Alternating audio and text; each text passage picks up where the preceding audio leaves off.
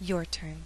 Use the following questions for discussion with a study partner, or write your answers for further practice. 1. What do you like to eat for breakfast? For lunch? How about for dinner? 2. Which do you prefer, coffee or tea? Do you drink it before, after, or with a meal? 3. The following foods are considered side dishes. What do you usually eat them with? Rice, potatoes, bread.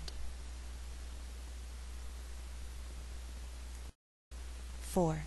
In your country, do most families sit down together at breakfast? What about at lunchtime or dinner time? 5. Brunch is a late morning meal. People eat both breakfast foods and lunch foods. Do you see how we formed this word? Breakfast plus lunch equals brunch. What would you serve me as a guest for brunch?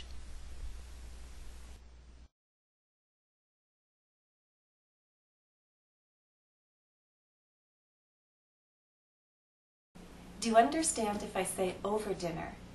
If I tell you we're going to talk over dinner, it means I want you to sit down with me and we're going to talk while we eat. Let's talk over dinner.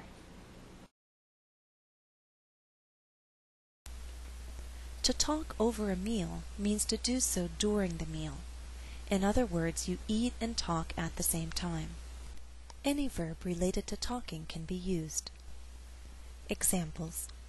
The tourists made plans for the day over breakfast. The bankers discussed business over lunch.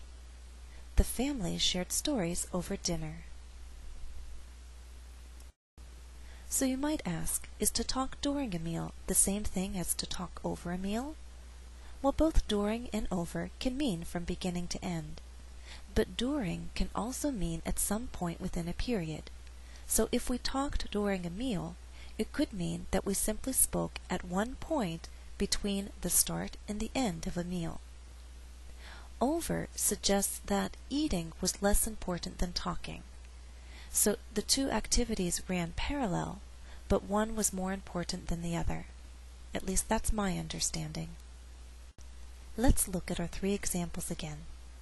I would argue that in each situation, eating the meal was not as important as the other activity.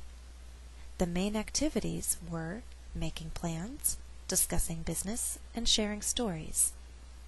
Again, I would argue that eating was secondary.